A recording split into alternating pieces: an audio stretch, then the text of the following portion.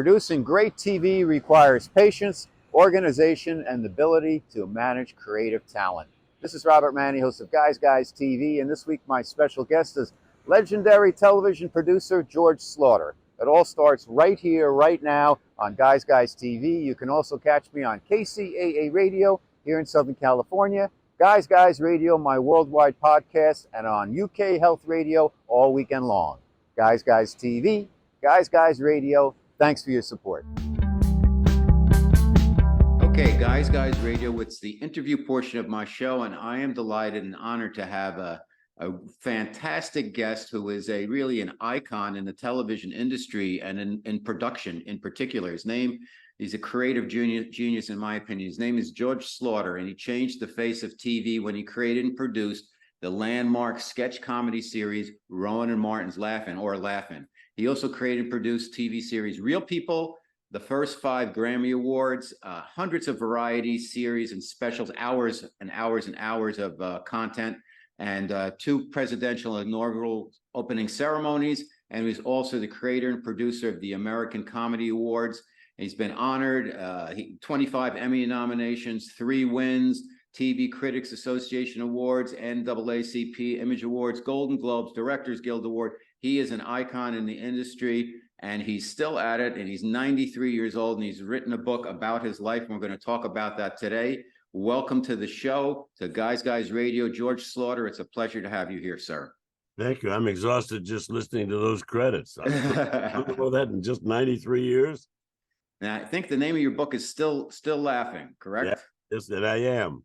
And I've been reading it over the last couple of days, and I couldn't believe the amount of people that you not only have come in contact with in showbiz, icons, but have also impacted their careers and how they impacted your careers. Everybody, Frank Sinatra, Judy Garland, just the list goes, Robin Williams, Cher, the list goes on, and you've got an anecdote about everybody, including all the background about Rowan and Martin and Laugh-In. But let's start at the beginning. Let's start with your story, George. How did you work your way to your beginning in Las Vegas? Did you expect to be in show business? No. As long you remove the word accident from my career, and I'm always accident. I was grown. I lived in Webster Groves, Missouri. Came to California, got a job at Ciro's, and They said I was a bouncer, and I said no. I was an executive in charge of emergency departures, and but anyhow, I got to know everybody. I got to know everybody at Ciro's, and then I began booking shows at the Frontier Hotel in Vegas on the Silver Slipper, and from there, it just kind of mushroomed. A lot of luck was involved. And from there, how did you work your way to Hollywood? I believe it was with your wife of many years, wanted you to make that transition to kind of get out of the seedy side of Vegas, if you will. Well, seedy's a kind word. Yeah, Vegas was very colorful, and I was booking at a Frontier Hotel in Las Vegas in the Silver Slipper, and I knew some colorful people. Will that do? Yeah. And I wanted to marry Jolene. She said I'd be dead before I was 30. So I said, I don't have to see those people. She said, you'll never lose them. I did. So I lost them, and now I'm clean, absolutely clean. I'm church people. I don't know them anymore. But it led to a very colorful procession of wonderful, funny, happy people, everybody from Goldie and Cher. I mean, when you think about the people I've worked with, I was one lucky fella. Incredible. How did you manage the process, though? Just one last question about Vegas, and that you dealt with some strong characters: Frank Sinatra, Sammy Davis, the Rat Pack, a lot of other folks there, and that industry and how it was run. How did you manage to ingratiate yourself? And you have a presence, and I noticed throughout the book and throughout your career, you stood up to people in a kind way, but in a firm way. How did you kind of make your connection in Vegas that not only allowed you to succeed there, George, but also helped you make the transition to Hollywood? Well, there was a lot of luck involved, and a lot of it was my relationship with Jolene, who was a wonderful girl, and everybody loved Jolene, and she said she wouldn't marry me because I'd be dead before I was 30 with the people I was hanging out with. I said, I don't have to hang out with them anymore. She said, you'll never lose them. Well, I did. It took me about 2 years to untangle myself from some of those. Part of the secret, I think, was making him laugh. That was the key with Frank. If you could make him laugh, everything got much better. But there was a lot of luck involved, and there's a lot of hard work, and a lot of luck. I think we'll go for luck. Now, Frank Sinatra, the first time you met him, I believe you were in an executive's office and he had a contract and he walked in with his people and he asked, is this, has the big guy, I think, or the fat man read the contract? And Yeah. the other person on the other side of the desk on your side said yes. And so he signed it and he handed the contract to you and said, here, this is, my tie's older than you or something like that. And that was your first interaction with Frank Sinatra. He came in to sign the contract, and all of the executives at NBC were there, but I was like 19 years old. So I was in a gabardine suit with a flowered tie. I looked like a comic Valentine compared to the other executives at NBC. He looked around the room and he said, I've ties older than this guy. And he said, have you read this? I said, yeah. He said, is it okay? I said, yeah. And so he signed the contract, and he said, yeah, get a regular suit. So he left. We became very good friends after that. And he was involved in my career from that day up until his wife wanted me to do a eulogy at his funeral. Wow. Which is not my favorite thing in the world, but I didn't know what to say. What do you say at Frank Sinatra's funeral? And so I said, okay, as long as I don't have to follow Gregory Peck. Sure enough, Gregory Peck did a flowery speech, and then the bishop introduced me. And I mean, I had not met a lot of bishops, so I didn't know what to say. So I said, thank you, Your Honor. Well, the place cracked up because I had met a lot more judges than bishops. So anyhow, then people laughed, and the eulogy and the event of Sinatra's funeral became quite colorful and actually a joyous experience. Frank was involved in my career from very early up until the eulogy. He was a very special man. What do you attribute your connection to Frank Sinatra? I know you mentioned humor is a great glue for people, but beyond that, he must have trusted you. He must have seen something in you and how you did your job. Well, a lot of accident was involved, and we both knew some of the colorful people, Jilly and some of those people, and I could get things done for him, and so he was an event. We don't have anybody like that today. Michael Jackson is colorful, was all of those people, but nobody was like Sinatra. Sinatra walked in and the room just chilled. He was funny. He loved to laugh. You could make him laugh, you could get by with anything, but you better be careful. If he wasn't laughing, you made a mistake. But then Jolene was partly largely responsible for my social acceptance as well as my career moves, because everybody loved Jolene, and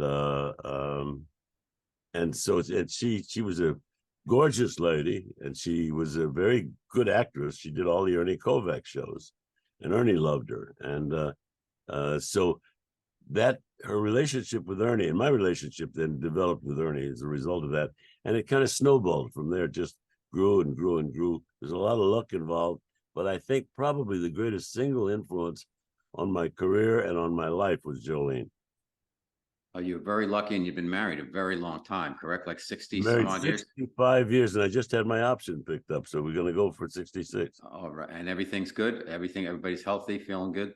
I haven't called the house yet, but so far, yes. Good. So God we've bless got you. 2 great daughters. So it's been quite a colorful, exciting journey.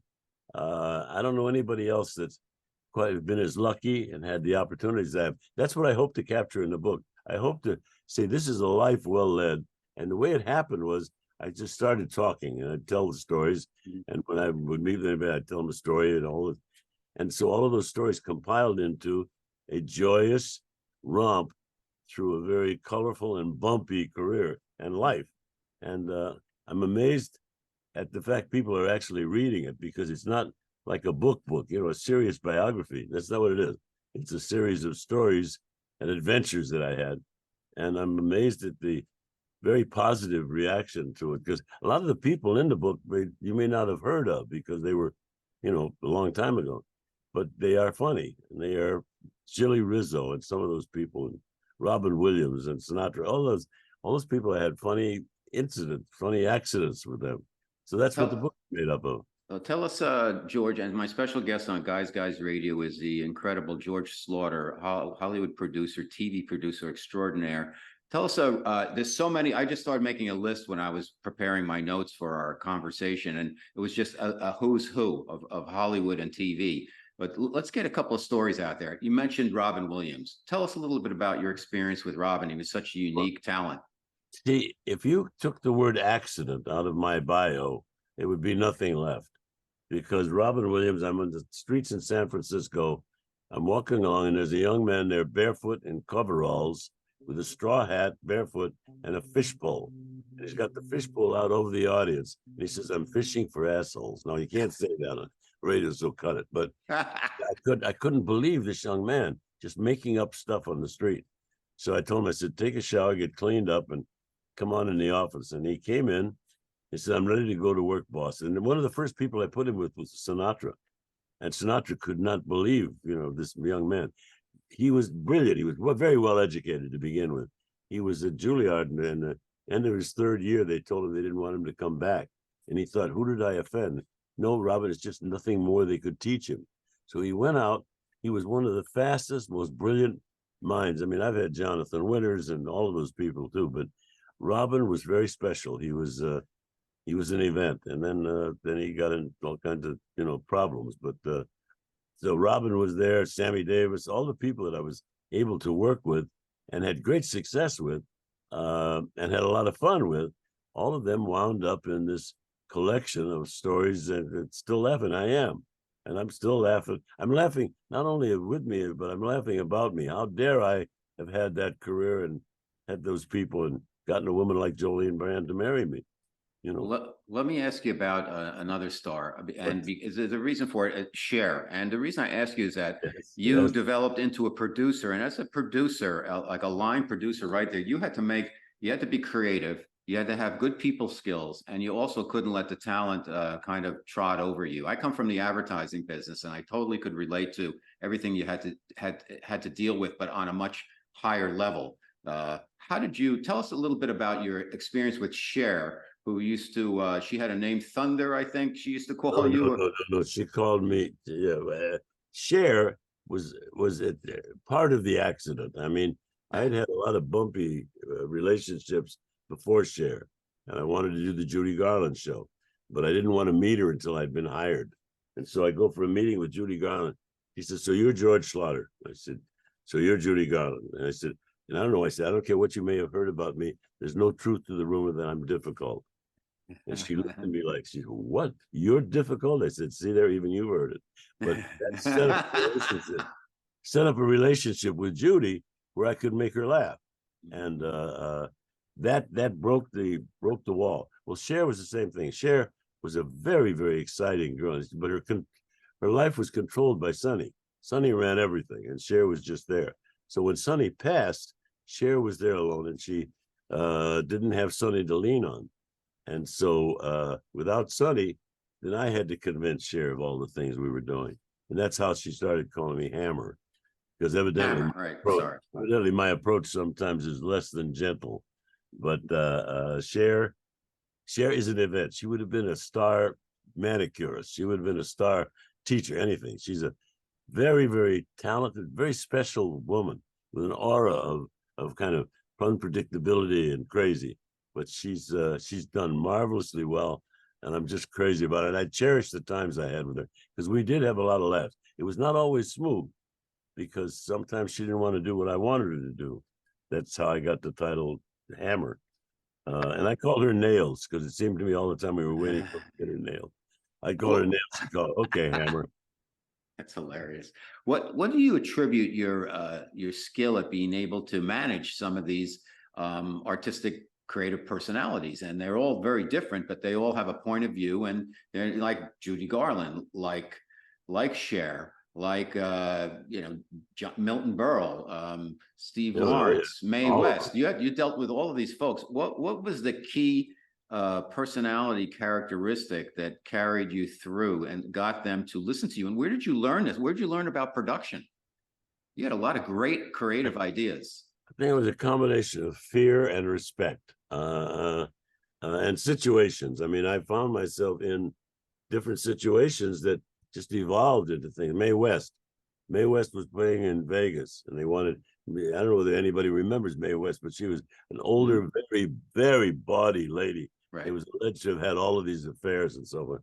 So I wanted her to work at Ciro's, and so I went to see her. And so she came in, and it was a wonderful meeting because it was all pink light and pink. And she said, "So you're George Schlatter?" She said, "Yes, yes." She said, "I want to warn you, young man, don't fall for me." She said, "Because if you could catch it, you could never ride it." So remember, 70-year-old woman giving me this warning. Hilarious. But again, it was the ability to laugh and the ability to look at at our world on an angle, because everything about us is funny. Even Trump, when you realize there is humor. Well, I'm not going to go. Definitely. They've already told me don't go there. To talk about Donald Trump without a drummer is wrong, you know. But we will survive that. We survived Nixon, and we'll survive Trump. Now, But go ahead.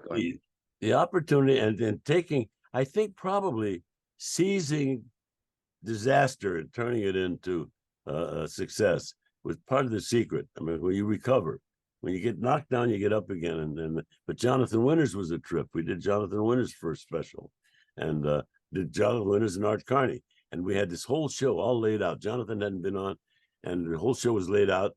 And then we read that the president had been shot, and so we then have everything that we don't meet again until the day we're supposed to start taping. And so they showed up, and none of what we had planned was done, was even doable, because we never rehearsed it.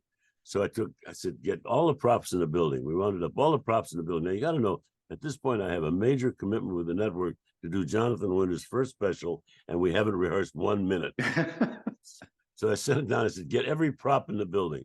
And we put together all these props on tables. And then I had Jonathan Winters and Art Carney just play.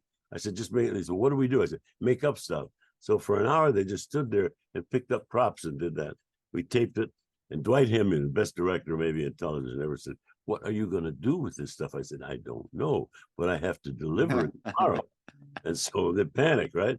So we went into NBC the next day, and we ran this package of all of these sight gags, all just bits and pieces, one line. And they laughed like hell. They said, well, that's great. What's the show? I said, that's the show. They said, what do you mean that's not a show? I said, that is a show. I said, the newest thing on the continent, they call it comedy verte. I made it up, in the meeting. And so he called in and he said, Urban, did you ever hear of comedy verte? And the executives all lied. We said, oh yeah, it's big on the continent. So here's Jonathan Winters and Art Carney for an hour just doing prop jokes. Put it on the air. Network wasn't going to air it. They said, this isn't a television show. I said, this new thing. Put it on the air, and that got a nomination. It was wonderful.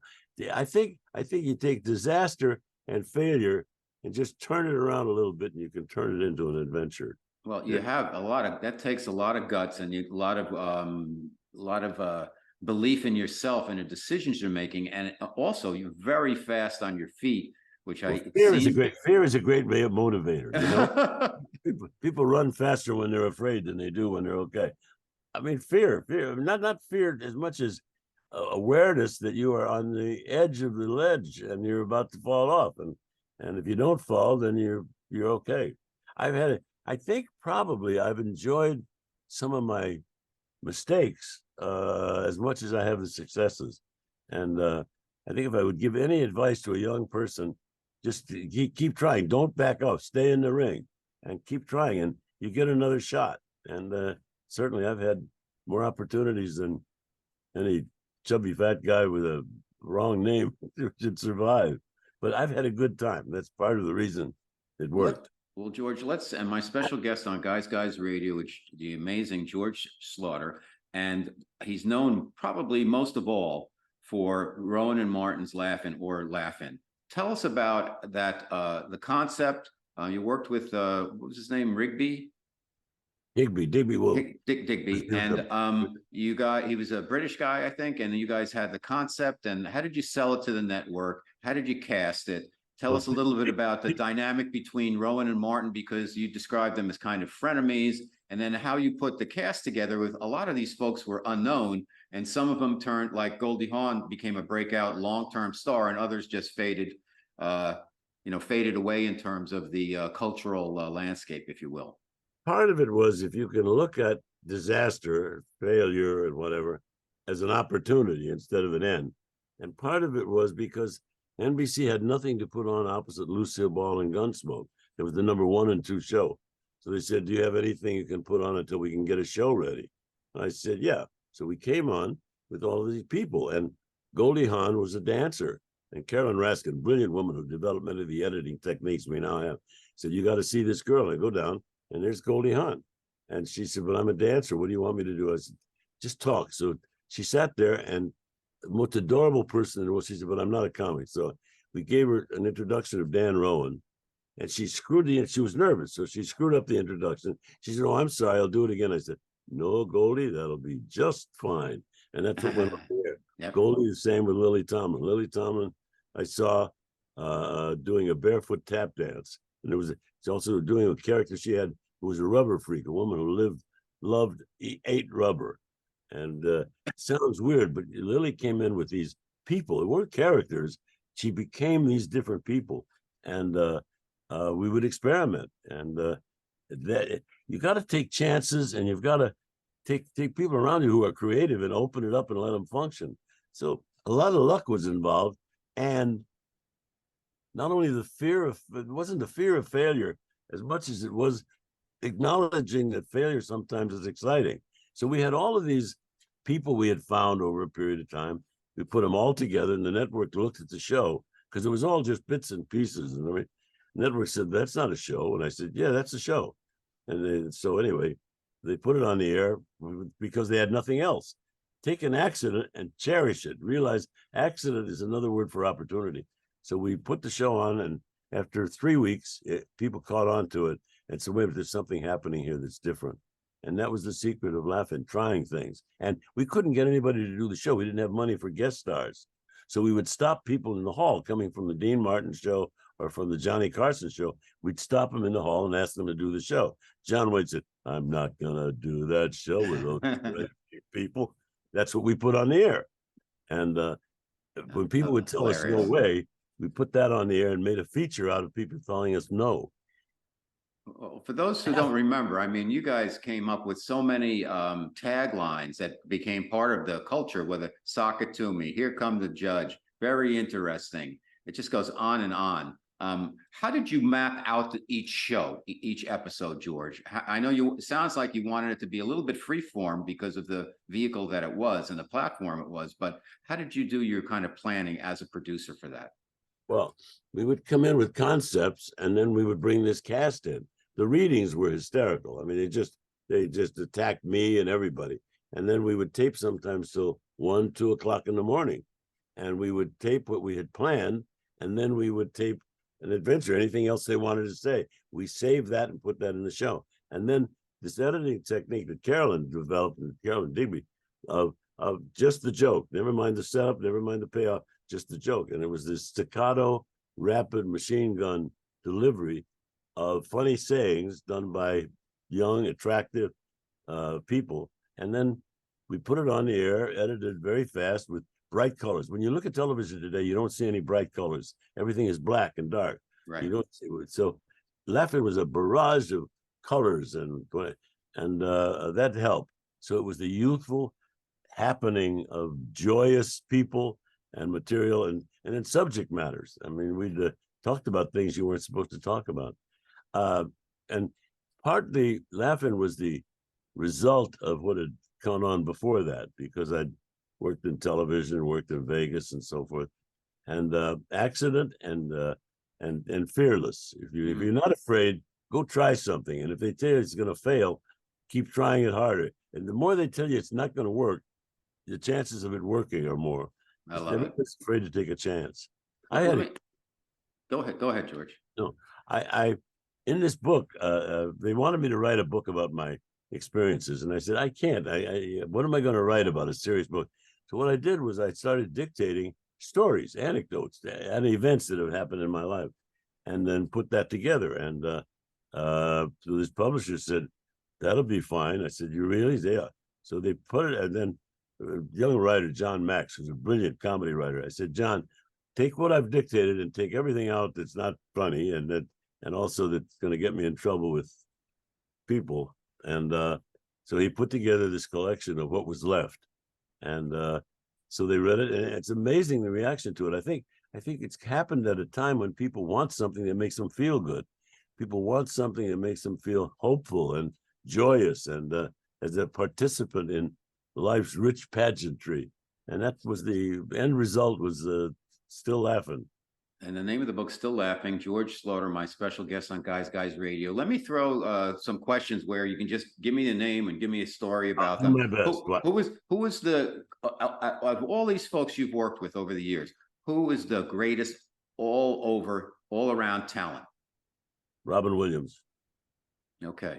Robin was an accident because, again, he was on the streets in San Francisco and we were taping a show with Robin, and I would, anytime we had a break, anytime we had a set change or whatever, I'd send Robin out there either with a guest star or just with Robin, and we would present problems to Robin Williams. And that mind was so fast and so brilliant, and he had a brilliant education at Juilliard.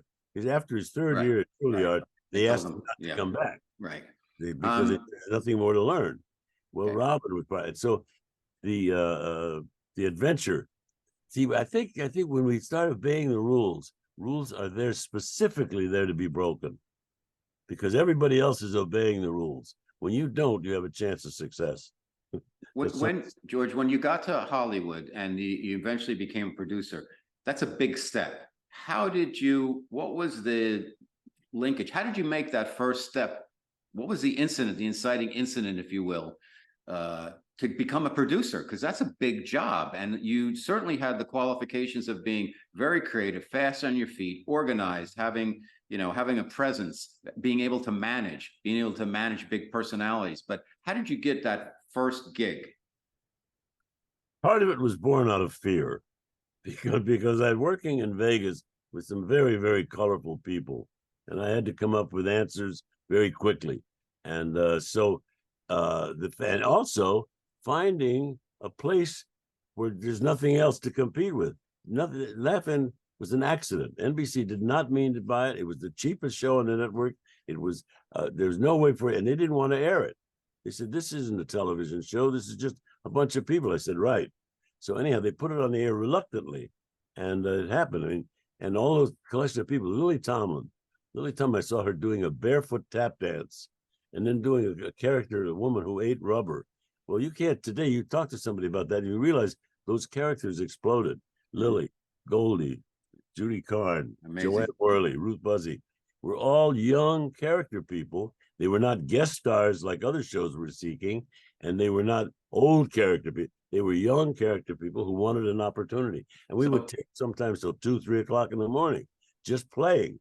And it was a big adult playpen. So you took the show from kind of an accident, if you will, to probably the #1 show in the country. And in the culture, everybody talked about Laughing. And you actually got, I guess your biggest score, if you will, was you got Richard Nixon on the show. How did that happen? Well, Paul Keyes was one of the writers, and we needed something for that second year, because Laughing, after about the 6th show, had big rating, and it was something to live up to. And so he said, maybe I can get Nixon. And I said, get him for me, too. It was a joke, but I was not crazy about Nixon. But we went over to this. He was doing a press conference, and we said, Mr. Nixon, would you just say sock it to me? Sock it to me? Hey, that's good. Do it again. So we got him to say sock it to me. Took the tape back out of NBC, put it in the next show. And the day after that show aired, people said, that was Richard Nixon on a comedy show? Broke the rules and immediately attracted the attention. And Nixon, and he got elected. Thanks, George. He said, Hubert Humphrey was running against him and said, we wanted Humphrey to come on the show, and said, what a good idea. And he didn't do the show. He said, not doing the show, Humphrey said, maybe cost him the election. It was amazing, the impact. No political character of any kind had ever done a comedy show, and now they have to do them. Now we don't realize those press conferences are really just funny. Now, over the years of the show, George, obviously everything has a peak and then it starts to fade on TV. Yeah. Tell us about kind of the course of the life of the show. What happened? it ramped up, it became the biggest show, the biggest cultural phenomena. How did it kind of, as everything does, it's not a criticism by any means. How did it lose its steam? And when you probably saw this, what were you thinking? Well, it didn't really lose its steam. What happened is the network, as Laugh-In was a huge hit with an unbelievable rating, maybe one of the biggest ratings of all time, that carried with it enormous criticism from the network. The network was always on me. We had meetings where I was doing this wrong, I was doing that wrong, and I would keep saying, look, why don't you take it off the air? Either let me do what I'm doing or just say goodbye to me, right? Well, they didn't want to do either because they were hookers. So eventually you get tired. You say, wait a minute, it's not worth it, because I was taking a lot of heat and I was getting tax raps for what we were saying. And you don't want to go against the IRS too regularly with jokes. And finally, it just became too much. The network became too much to handle every week and to continually fight. I mean, those fights with the network went on. You can't imagine today that we were having trouble.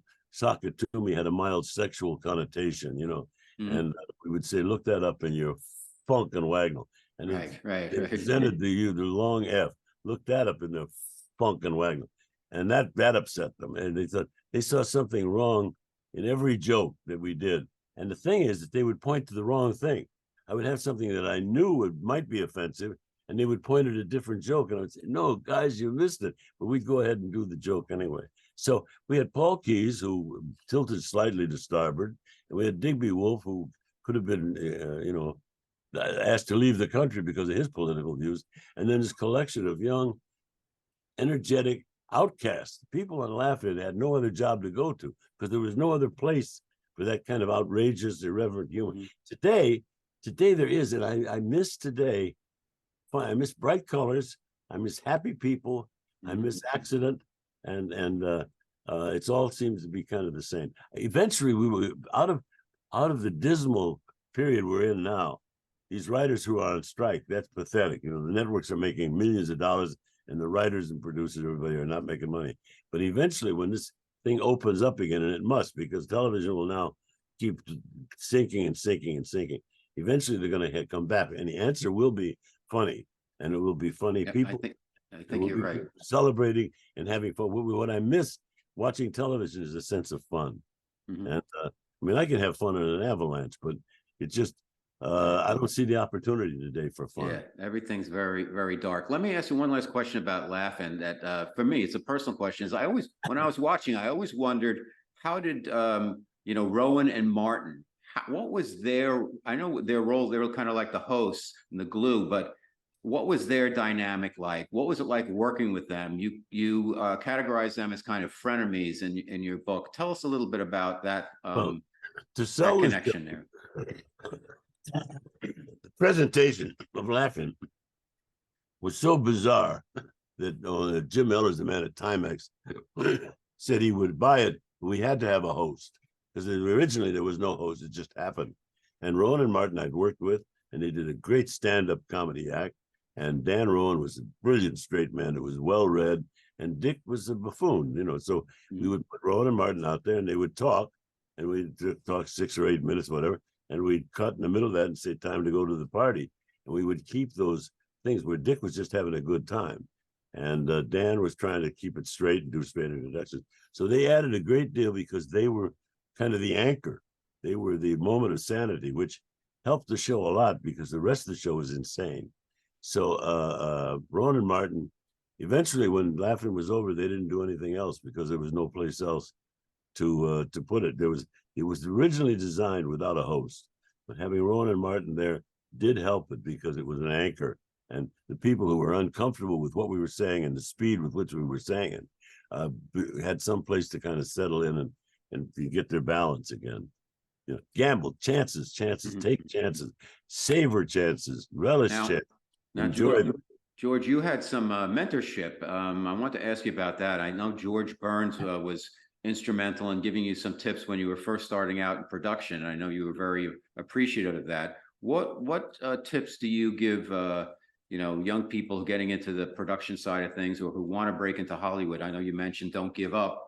If they say no, keep trying, etc. But how did George Burns impact you? What were some of the things he told you? And I was doing a what do you show. want to share? I was doing a show with the Dinah Shore, and George Burns was the guest star. And I was just starting out. Dinah liked me because I made her laugh. And one of the guest stars was George Burns, who I was in awe of George Burns. And so we were doing the show, and George would stand next to me and say, I think maybe it would be, and he would make me a session. I would then go out and say what George Burns had said to me. And people thought I was brilliant. I wasn't brilliant. I was a parrot. I was taking whatever George said, but seize those little moments.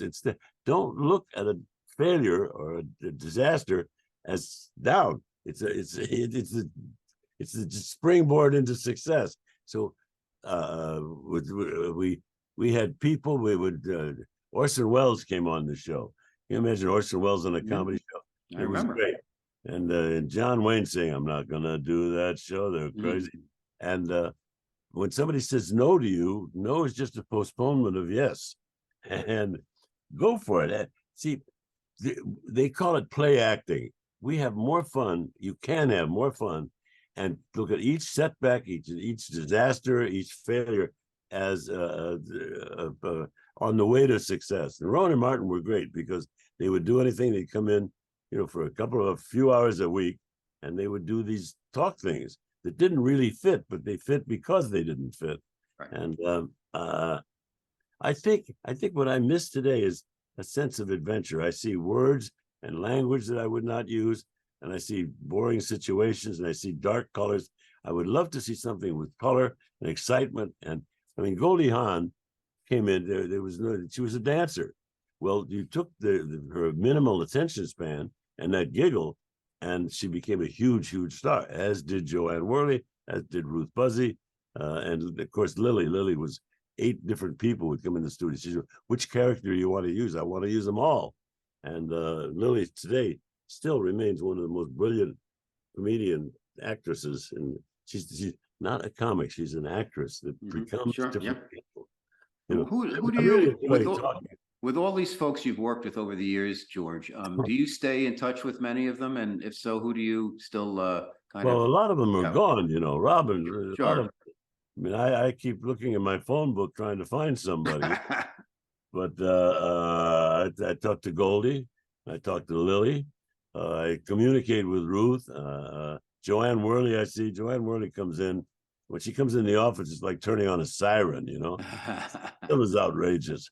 And she was a singer, and she had a song she wanted to do. Why won't you come home?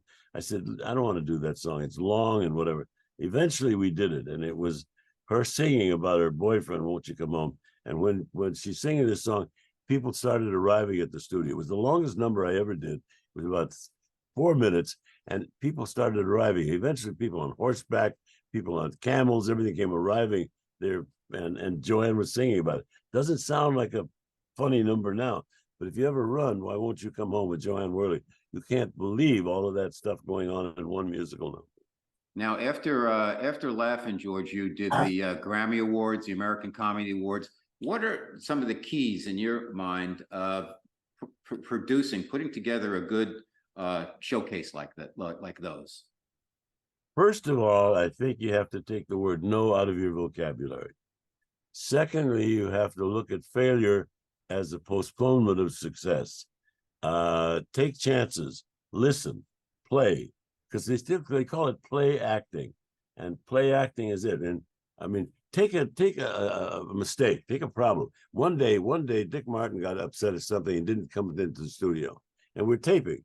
So I went across the hall and I got Johnny Carson. I said, Johnny, would you come across the hall and read Dick Martin's cards? We ought to run it sometime. It's Johnny Carson appearing as Dick Martin, and it was hysterical. Nobody mentioned it.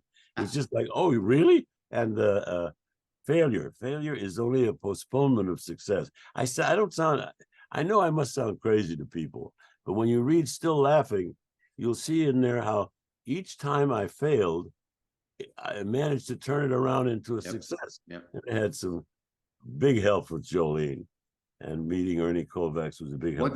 What's the key to having a successful? My folks were married 65 years also. What is the key? And they would bicker and everything, but what's the key to having a long-term successful marriage relationship? Learn to listen.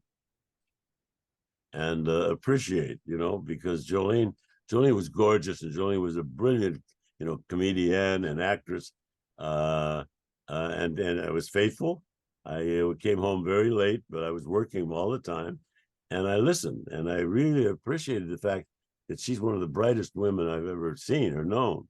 And I've been able, by the way, women have had a big effect on me. Goldie, Lily, Joanne, Jolene, Maria. My daughter Maria was a better producer than I ever was. And AJ, our other daughter, has a ranch, and she's teaching kids to compete in the Olympics, horseback riding. Look at failure as a postponement of success. Look at sadness as an alternative to happiness. Just know joy is there. All we have to do is look for it and accept it. And I know I sound old, and I sound pontificating. Here's this old fat guy sitting there talking about success. You got to realize you're going to get lucky. You cannot live in this life with not getting lucky once in a while, and seize that and enjoy it. And failures, I enjoyed I did a series once. I did it for NBC, and NBC saw the pilot and committed to 13 shows. When they saw the pilot, they upped the deal to 18 shows. It was the most exciting thing they'd ever seen. Put it on the air, and a guy in Cleveland wanted to keep Peyton Place, and replaced Peyton Place. And so they put it on the air, and he convinced stations all across the country to cancel it. So the show was canceled after its first 15 minutes. Everybody thought it was the most brilliant concept ever. It was canceled after the first 15 minutes, and it still goes in history books as the shortest television show in history. It was called Wow. Turn, and it set a record. And amazing. But it was an adventure. Mhm. So Turn On was my biggest failure, but my biggest success because of the impact of it, and they still use it as an example of network interference. And excellent, and the perfect way to put punctuation on our conversation. I really enjoyed this. I love your positive attitude. I love how you lived your life up to this point, and hopefully many, many more years. And I loved how you made your decisions. I love how you look for the positive. And the book is called Still Laughing. My special guest, George Schlatter, on Guys Radio. I really appreciate all you've done, and thank you for being with us on our show. Great fun, and I love the fact you said up to this point, which would seem to indicate that there's more to come. Absolutely. So as long as I'm able to sit up, I'm going to appreciate people that make us laugh. Well, you're an inspiration, and I've learned a lot just listening to you and having this conversation. So I'm honored, and I thank you. Hopefully, if people read the book, they'll get a sense of what joy can do to your life and how you can find joy. Yes. That's what I wrote about. The book's very good. And I think one of your greatest accomplishments is the fact that in your business that you managed to stay with one woman who you're very much in love with your entire career. That's 65 years. That's much of the reason for the success. I found a great woman. I wouldn't let go. No way. Fantastic. All right. Thank you so much, George. A pleasure to meet you. Oh, this was great fun. If you enjoy the guests and content I bring you each and every week to Guys TV and Guys Radio, please support us by subscribing on our platforms. Thank you.